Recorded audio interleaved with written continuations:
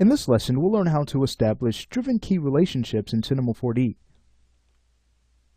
With Cinema 4D's driven key system, we're able to wire parameters faster.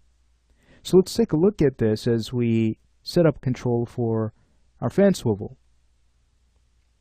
What I'll do is go ahead and select the animation control. It has all of our user data, and we'll start with the left swivel. With that selected, we can now right-click and choose Expressions, Set Driver. So when we choose this as the driver, we define this as the attribute that should control everything.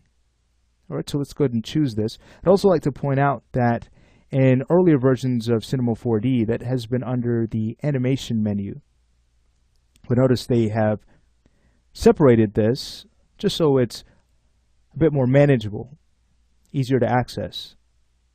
Alright, so once we have established this as the driver, now we need to go ahead and assign our driven channel. So I'll go ahead and select the piece of our fan on the left side of the plane, and we'll choose scroll to first active, and here's that fan group. Again, we'll make sure that we freeze our transforms on this object. It's always good to start with 0 values. And now let's take a look with the group selected. If we were to go to the pitch axis, that's what we need to control here, we can go ahead and now right-click and choose Expressions, Set Driven, either Absolute or Relative. It's kind of getting cut off in the video, so I'll go ahead and clone the Attributes Manager so we can take a closer look at this. So you can see we have two options here. They're really straightforward. Absolute means that both values must be the same when we wire them together for there to be no offset. However, with relative, we can keep offsets. So what that means is that value that we saw in our pitch axis before we froze the transforms of our fan group, we could have kept that value if we wanted to and just established a driven key relative connection. But again, I always find it easier to work with 0 values because it's much more manageable when it comes time to modify how the expression behaves.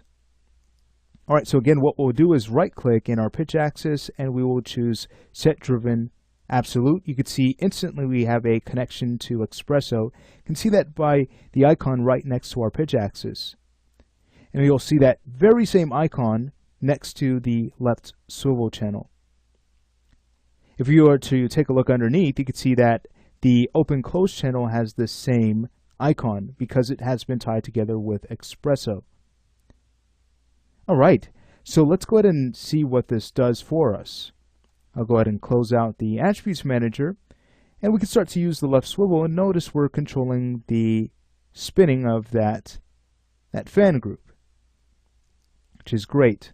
What's also nice is that when we use this driven key system, it's smart enough to convert our unit types. So if we were to go to our left fan, here's the Espresso node that has been added. And notice the tag has already been renamed. If we were to double click, notice we can get a closer look at what's happening. So Cinema 4D is using this range mapper node to convert our unit types. So here's percentage, and here is our output set to degrees.